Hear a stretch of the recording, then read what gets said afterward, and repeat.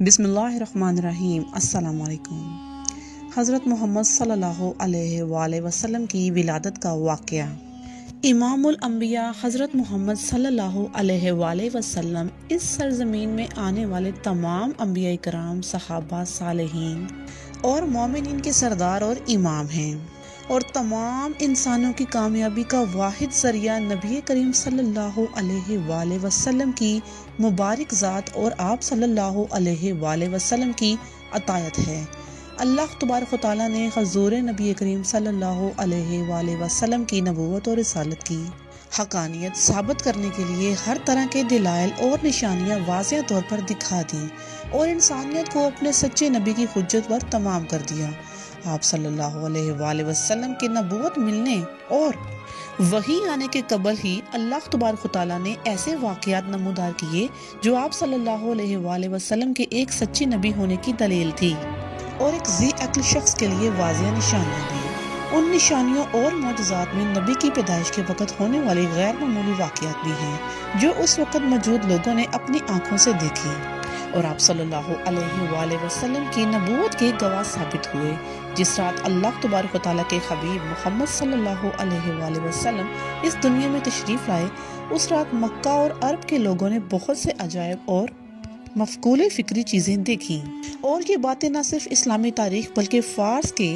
زرتشتی تاریخ میں بھی لکھی ہیں جو کہ عرب کے پڑوس میں آباد تھے۔ عام الفیل کے سال عرب میں ایک روشن سورج طلوع ہونے والا تھا جس کی بشارت انبیاء کرام نے سینکڑوں سال قبل ہی دے دی تھی اور بہت سے لوگوں نے پیش گوئی بھی کر دی تھی۔ عرب میں اس سال ایسے واقعات ہونے لگے جو اس بات کی نشانی تھی کہ نبی کریم صلی اللہ علیہ وآلہ وسلم مبعوث ہونے والے ہیں، اور جس سال آپ صلی اللہ علیہ وآلہ وسلم اس دنیا میں مبعوث ہونے والے تھے اس سال زمین سرسبز ہونے لگی، فصلوں میں اضافہ ہونے لگا، درخت پھلوں سے بھر کر جھولنے لگے، بارش بہت خوب ہوئی، گویا یہ خوشی کا سال ہو گیا، اور قریش مکہ نے ایسا موسم کبھی نہ دیکھا تھا۔ اور جس رات نبی کریم صلی اللہ علیہ وآلہ وسلم کی پیدائش ہوئی وہ ایک غیر معمولی رات تھی جس کے متعلق آپ صلی اللہ علیہ وآلہ وسلم کی والدہ حضرت آمنہ فرماتی ہیں کہ مجھ سے ایک نور نکلا کہ جس سے شام کے شہر بصرہ کے محلات روشن ہو گئے، اور چند ایسی دراز قد عورتوں کو دیکھا جیسے کہ عبد المناف کی بیٹیاں ہوں۔ حضرت آمنہ فرماتی ہیں کہ میں نے دیکھا کہ کچھ مرد فضا میں اپنے ہاتھوں میں چاندی کے برتن لیے کھڑے ہیں، اور حضرت عثمان کی والدہ بیان کرتی ہیں کہ میں اس رات حضرت آمنہ کے پاس تھی جس رات نبی کریم صلی اللہ علیہ وآلہ وسلم کی ولادت ہوئی۔ میں گھر میں ہر طرف روشنی اور نور کو محسوس کر سکتی تھی کہ ستارے قریب سے قریب ہوتے چلے آ رہے تھے، اور یہاں تک کہ مجھے گمان ہوا کہ یہ میرے اوپر گر پڑیں گی، اور میں نے خانہ کعبہ کو دیکھا کہ وہ نور سے منور ہو گیا تھا۔ اور ایک روایت میں یہ لکھا ہے کہ حضرت جبرائیل علیہ السلام بشارت لائے اور عرش خوشی سے جھوم اٹھا،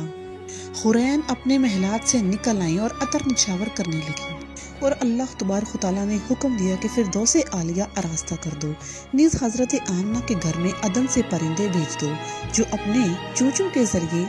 اپنا موتی بکھیریں۔ حضرت آمنہ کے ارد گرد فرشتے کھڑے ہو گئے اور انہوں نے خوب پر پھیلائے، نیز تسبیح و تحلیل کرنے والے فرشتے اس کثرت سے اترے کہ تمام بحر و بر اور نشیب و فراز بھر گئے۔ علماء محدثین نے لکھا کہ آپ صلی اللہ علیہ وآلہ وسلم جیسے نبی